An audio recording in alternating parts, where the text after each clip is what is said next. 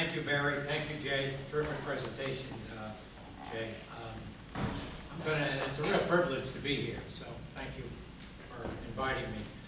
I'm going to try to step back and put in context what you've heard from Jay, and I agree with just about everything he's laid out, and I think he did a terrific job of explaining the incredible pressures that municipalities, and particularly cities in this state, are under. Let's step back and start, and I'm going to talk about revenues, and then the economy, and then briefly the spending side of the ledger. Because as Jay suggested, one of the things in this state, it's not true at all in every state, is on the one hand, we limit, the state legislature essentially, state law, limit the revenue raising powers of municipalities in this state. On the other, we tie their hands in terms of managing their expenditures. So it's the worst of both worlds. Now, let me develop that in context first of the revenue structure, and I'll come back to exactly the same themes, for example, around property taxes and local aid. There are three broad revenue sources, unless you're Alaska and have oil and so forth.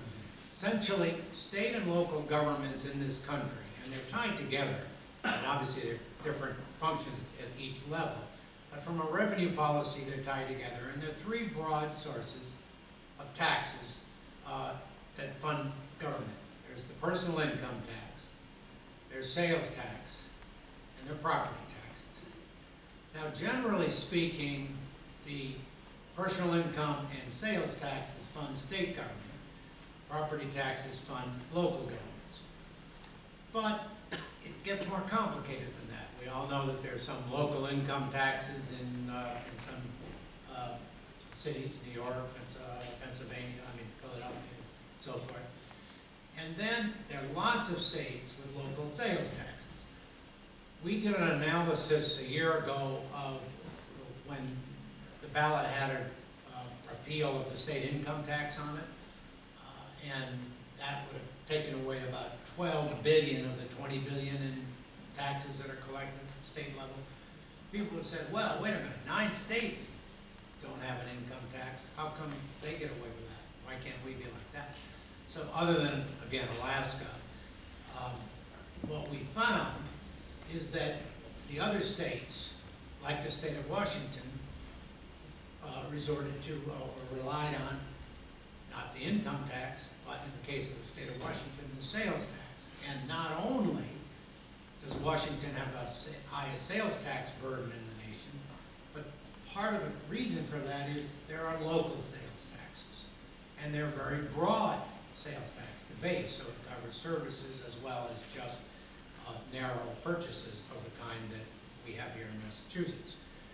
So when you look at the picture here, though, in Massachusetts, you see heavy dependence on the personal income tax at the state level, some dependence on the sales tax, but much less than most states, even with the sales tax increase that took place this summer, because it's a narrow base, and we exclude groceries and we exclude clothing up to $175. And then a very heavy dependence at the local level on the property tax. So let's look at the municipalities from a revenue point of view and see what are the opportunities. Well, point number one is there are very minimal opportunities to raise broad-based taxes. You can't raise the income tax, that's prohibited by the Constitution. You can't raise sales taxes. And something as benign, I would argue, as the recent opportunity, if you will, an option for cities and towns to increase the meals tax from 6.25% to 7%, because the sales and meals tax went up from 5 to 6.25, and the legislature and all its benevolence said to cities and towns, will, because all that money goes to the state, we'll let you raise a little bit of money, if you want to raise the meals tax a little more, from 6.25 to 7.0%. That major initiative, if you will, was, how many years and years and years did that take? And that's part, if you will, of the practice in this state to restrict very severely the opportunities for cities and towns to raise revenues on their own. The Boston Foundation, 2 or 3 years ago, did a wonderful study comparing Boston to other communities like Denver and so forth in terms of the proportion of revenues that were raised by their own sources, and it was much smaller in Boston than in these other cities. So one is a limit on revenue raising. A second then, the corollary, if you will, is when you look across the whole state, a heavier dependence on property taxes, because if you can't raise revenues locally, there's a third source, local aid, which I'll get to, but other things being equal, if you look at the city of Boston in that study compared to Denver, say, a heavier dependence on property taxes. So here's a paradox, because just as Jay laid out so beautifully, on the one hand, we relatively speaking have a heavier dependence on property taxes. On the other is we say, whoa, you can't raise it more than 2.5% a year. And as Jay said, since cities in particular can't really rely on overrides, it's an impossibility, that means you've got this 2.5% cap. And there's numbers laid out, exactly the argument that I have made is that Prop 2.5 worked famously in the 80s because of the huge increases in local aid. Not bad in the 90s because of the increases in local aid directed at education. And then terribly in this decade, in which we have had 2 recessions, and this one, of course, of historic proportions. So the third point then, around municipal finances, and particularly city finances in this state, is the wild swings in local aid. And I don't have them tonight, but I mean, the point is, on the upside, that's great, as it was in the 80s. Not bad in the 90s. Even the good years in this decade, the increases have been modest. And then they've been sandwiched by 2 recessions. So Prop 2.5,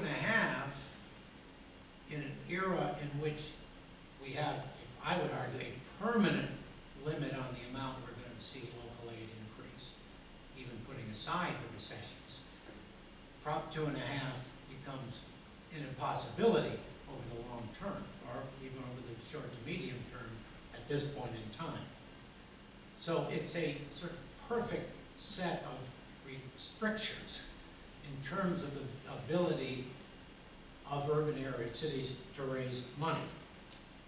Now let's talk a minute about the economy and its impact on revenues. There are 2 major ways when we look at city finances that the economy has an impact. I mean, there are lots of ways, but 2 broad ways. One is the economy of the state, because the revenue policy for the state really comes down to people who are employed and the growth in the labor, the growth in jobs, paying income taxes and sales taxes, personal income taxes, and then purchases and sales taxes. There are other taxes, or corporate taxes, so forth, but those are the 2 bedrock sources of revenue.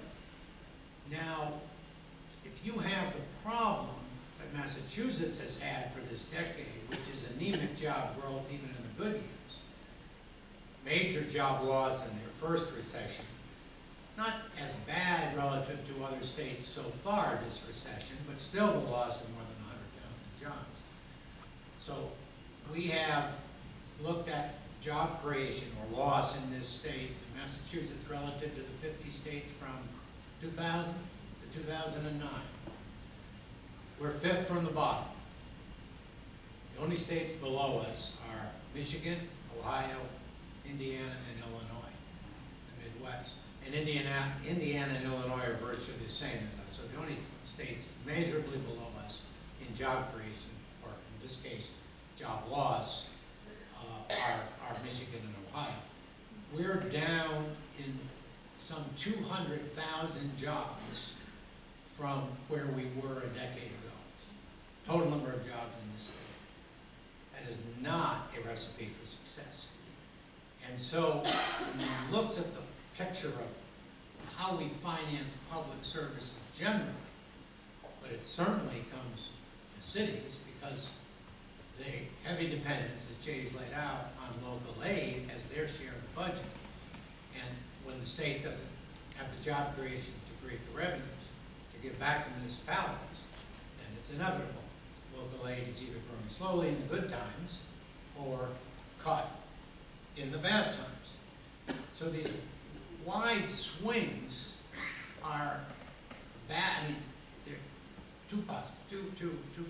One is limited local aid in longer term, and certainly less than the rate of growth of spending at the local level. And two, these wild swings. And obviously these kind of swings are the worst kind of financial underpinnings for any organization, but certainly for cities.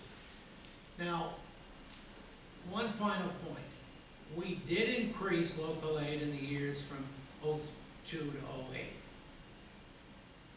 Where we had anemic job growth, so some of that additional revenue came from that anemic job growth. But where was the other major infusion of revenue at the state level? The stock market. Capital gains. In the personal income tax, as I said, obviously it's mostly people working and paying tax on their earned income, but I mean on their wages.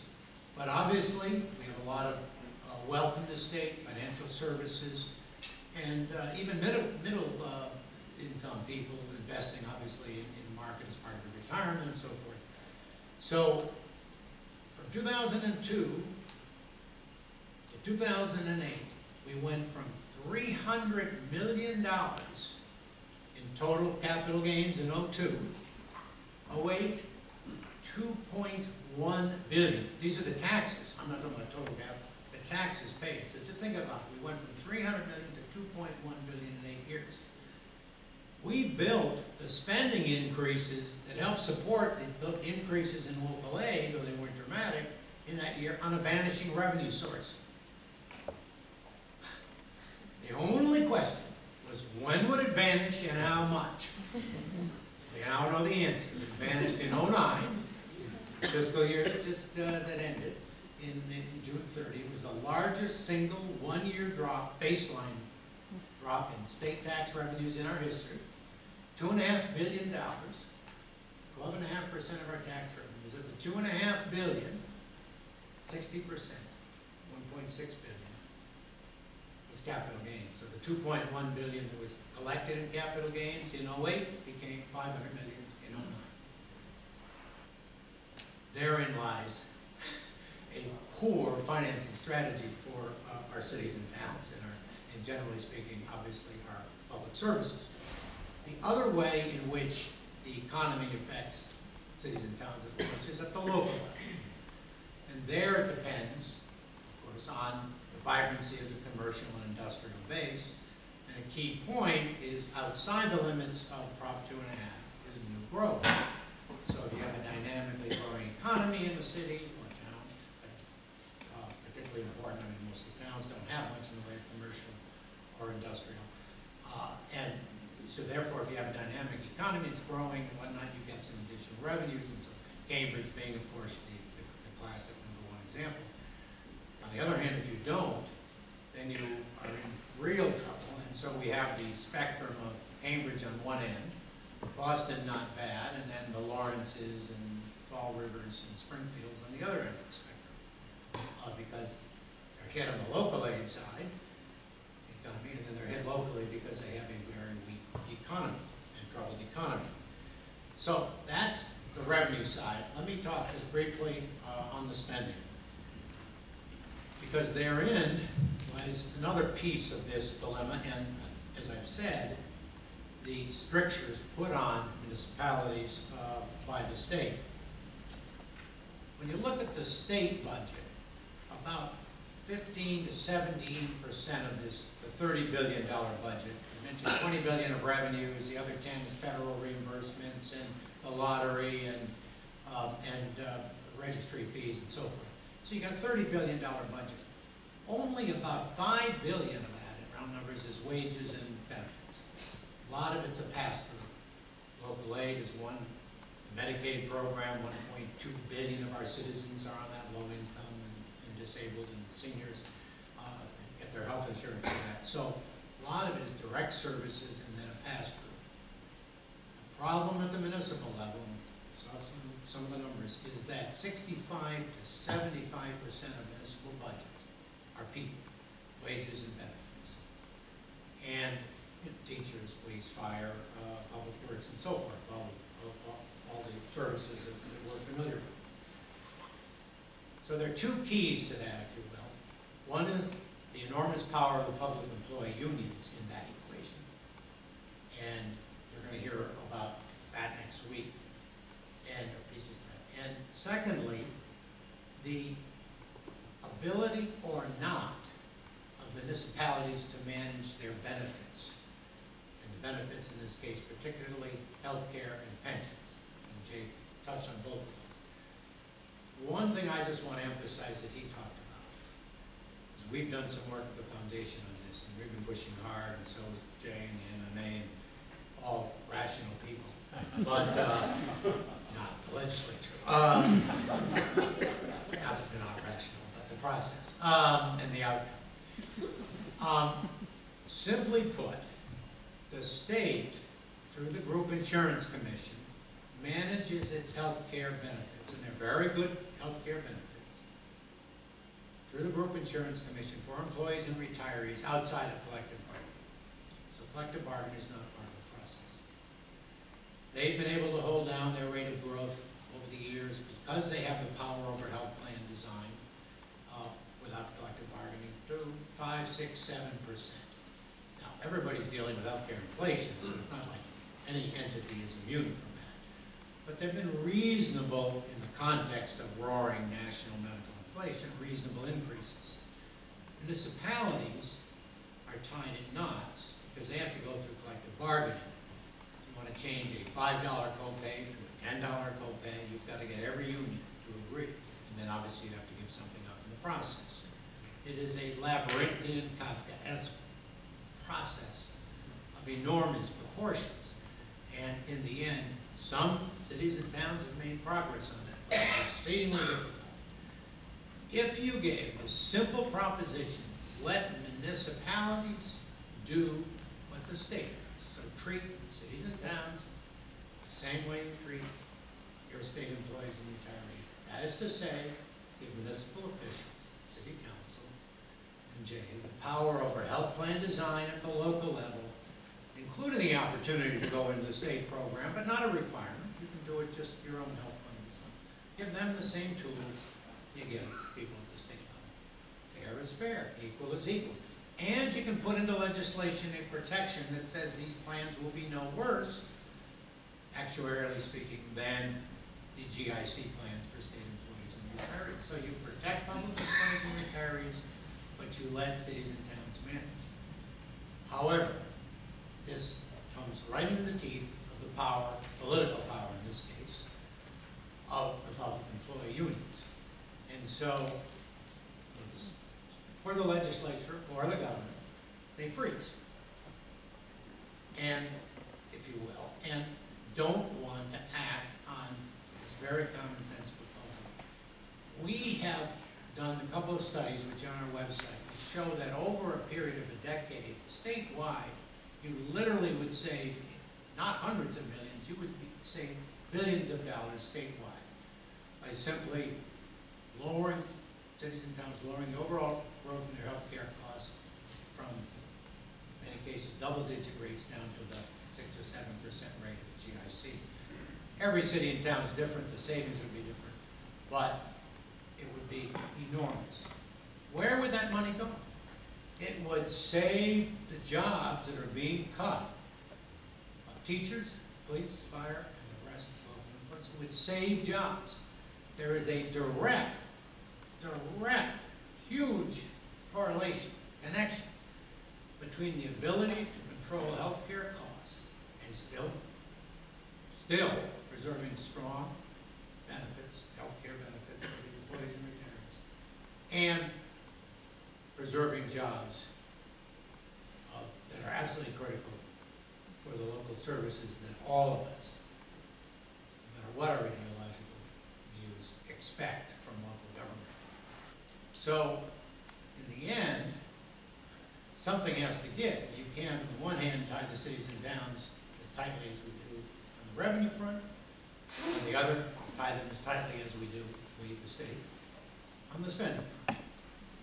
And there are other ways in which we do that in spending, but I wanted to highlight the one that has absolutely the greatest opportunity in these difficult times and in a future continuing Prop 2.5 environment to preserve at least some of the level of services that we all expect, and that as a, I would say, as a civilized society, and as a commonwealth that depends upon vibrant local economies, we need.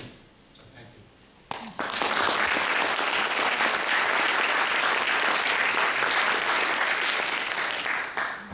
Sobering.